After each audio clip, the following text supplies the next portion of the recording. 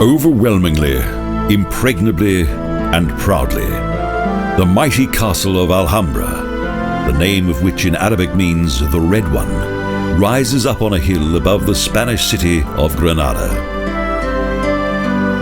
It is not known whether this monument was built at night, illuminated by red, flickering torches, or if it was the color of the surrounding landscape that was responsible for the exotic name of this unique building. This last great bastion of the Moors, who occupied large areas of Spain between the 8th and 15th centuries, is a palace that embodies a unique cultural and historical symbol of the perished religion of Islam, plus the Iberian Peninsula of Al-Andalus. As legend suggests, did Allah really drive the Moors from their home because they had dared to create paradise on earth?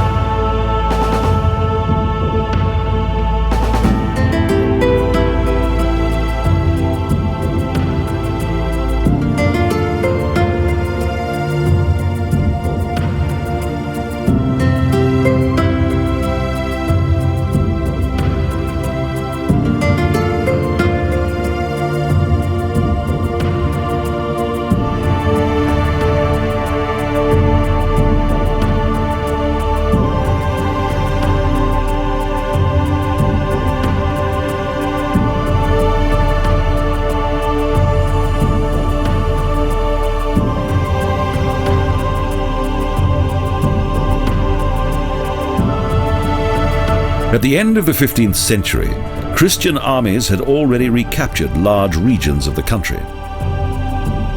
The circle around the last remaining Muslim outpost became increasingly smaller. Following the marriage of Isabella of Castile and Ferdinand of Aragon, the Alhambra's destiny was finally sealed forever.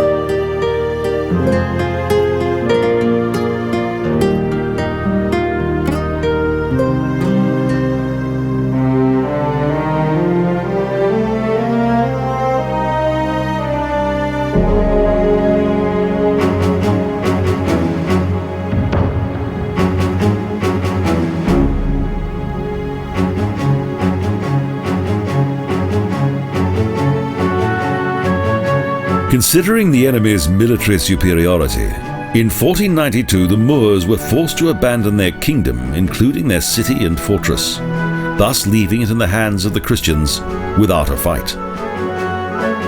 Isabella and Ferdinand's grandson, Karl V, spent some time in Granada, and during his honeymoon decided to adapt his adored Alhambra and modernize its buildings in order to create a comfortable and contemporary royal court without destroying the palaces of the former Nasridas or dominating the surrounding landscape.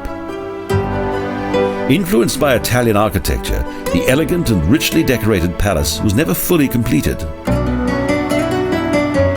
Nevertheless, this new palace is regarded as being one of the most important buildings of Spanish High Renaissance.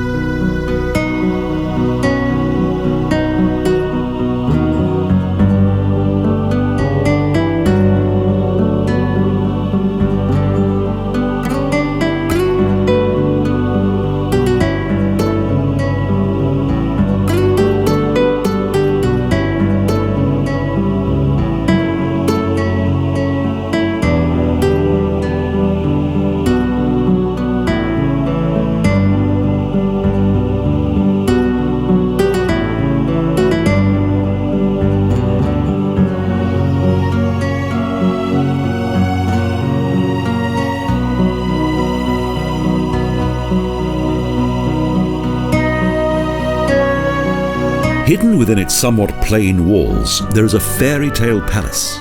Like something from 1001 Nights, it exudes power and poetry, a fantastic oriental work of art. And at the same time, the extraordinary architectural inheritance of two Nasrida monarchs.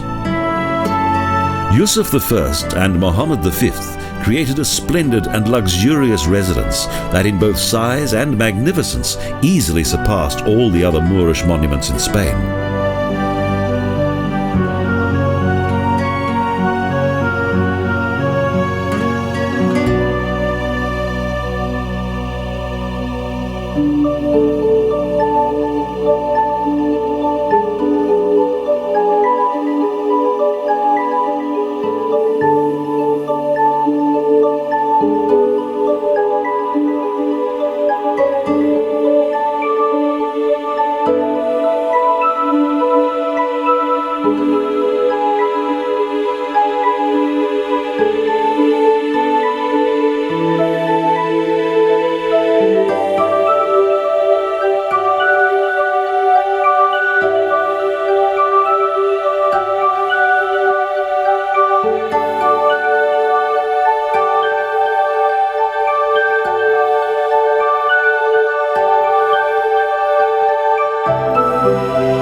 The exquisite decor of this outstanding residence could not possibly be more beautiful. Its high quality of craftsmanship was due to unique, and as history later proved, dramatic political events. Due to the increasing pressure of the Christian armies during the 14th century, Granada became the final place of refuge for numerous Muslim fugitives. These included a variety of artists and craftsmen who, in the creation of the Alhambra, displayed remarkable expertise.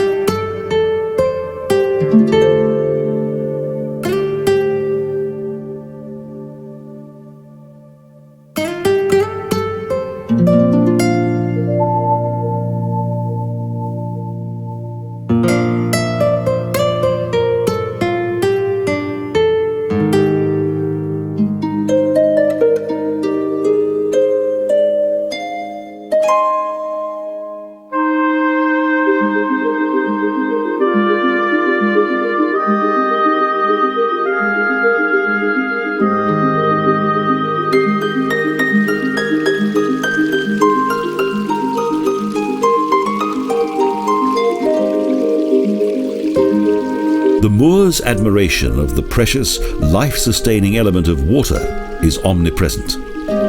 Its cooling properties and its constant availability suggested the realization of a worldly paradise. The calming, gentle ripple of a fountain and artificially laid-out watercourse fill the air and highlight the unique wonders that have been created from stone and wood.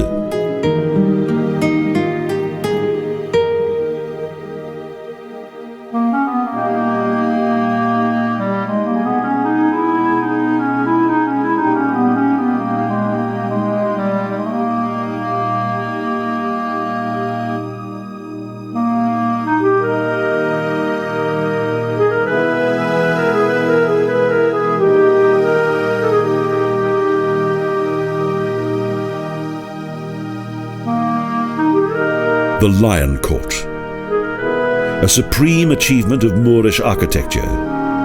Its fountain is a curiosity. 12 majestic lions support the central alabaster basin.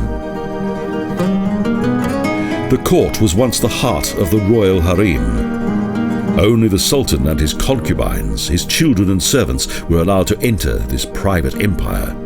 A heavenly world created by mankind and full of religious symbolism.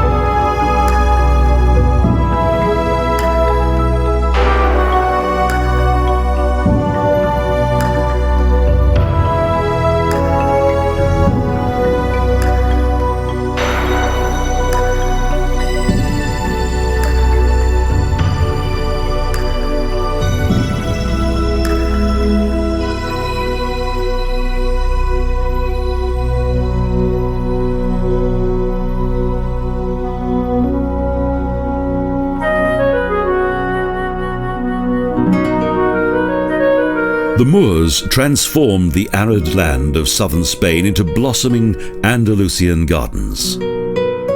Even in the 14th century, they were much admired in the West and also in the Orient. Several contemporary writers praised the perfect artistic and natural splendor of its fine buildings. Idyllic places for both the senses and sensuality. Here, in this dreamlike and beautifully arranged microcosm, the rulers met their harem woman for amorous pursuits. Even though the gardens have been neglected for many centuries, their alluring mystique has remained to the present day.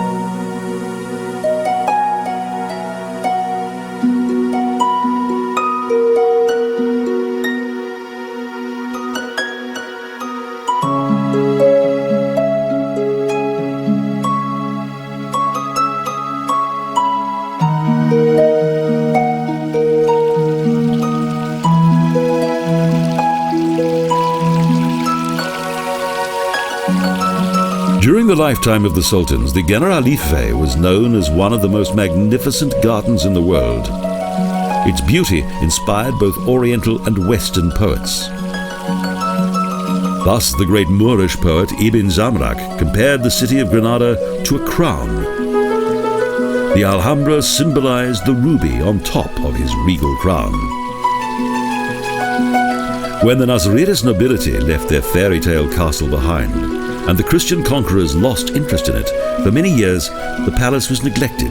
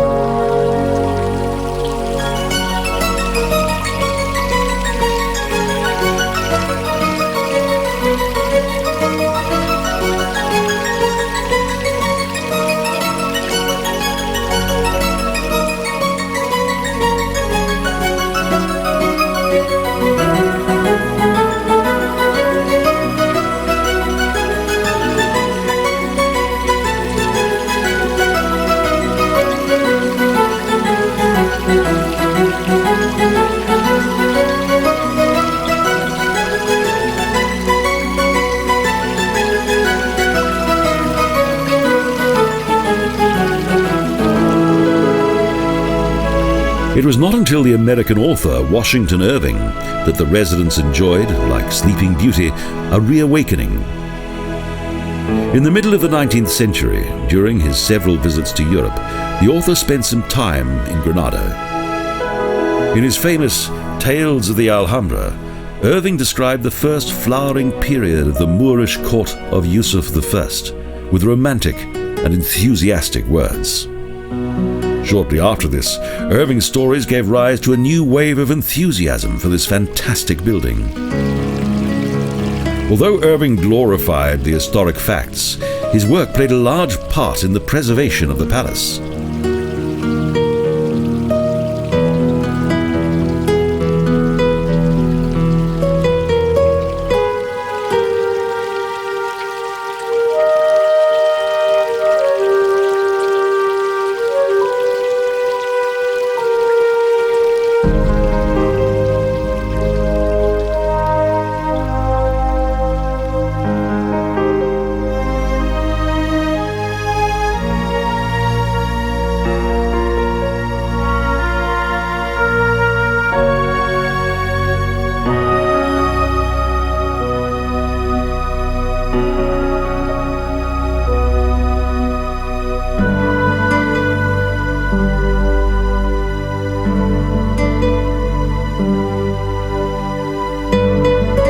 Irving's Tales of the Alhambra created a deep inner longing for an exotic world that no longer existed. Thus, a glorious chapter of European history that had been long neglected had finally been reopened. Until today, the fascination for the myths and amazing cultural heritage of the former dynasty of the Nasrides continues, and the magic of the Alhambra lives on.